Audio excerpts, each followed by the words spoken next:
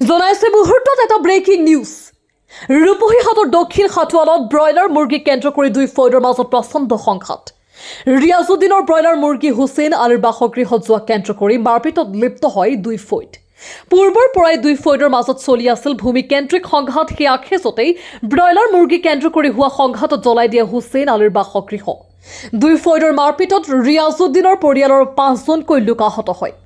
ঘটনাস্থলীত ৰূপহীহাট আৰক্ষী উপস্থিত হৈ হুছেইন আলীৰ পৰিয়ালৰ 4জনকৈ লোকক আটক কৰাৰ লগতে আন আহত 5জনক চিকিৎসালয়লৈ প্ৰেৰণ কৰে।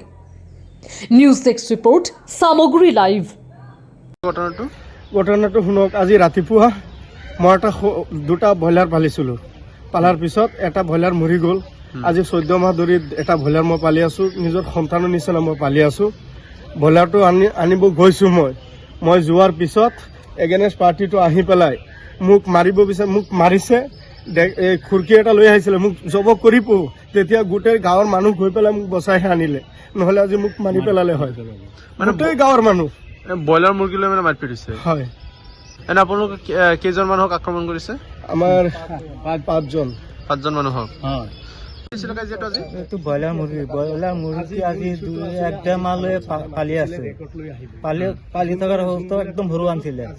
সিহঁতৰ ঘৰত গৈছে, মানে তাৰ ঘৰৰ ওচৰত গৈছিল ব্ৰইলাৰটো আনিবলৈ যাইখিনি ৰেজুদ্দিনকে মাৰিছে। কেইজন আহত হৈছে আপোনালোকক? 5জন। আৰক্ষী এতিয়া বৰ্তমান কেইজনক আটক কৰিছে? ইয়াতে 4জন আটক কৰিছে। সিহঁতে জালালুদ্দিন, হুছেইন আলী আৰু হাতেম আলী, আশিকুল ইছলাম, জালালুদ্দিন, এইকেইজনক আটক কৰিছে। আৰু আপোনালোকে কেইজন আহত হৈছে?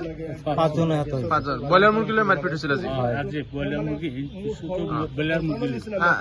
এতিয়া বৰ্তমান আপোনাৰ মেডিকেল লৈ গৈ আছে। মেডিকেল কৰাবলৈ লৈ গৈছে।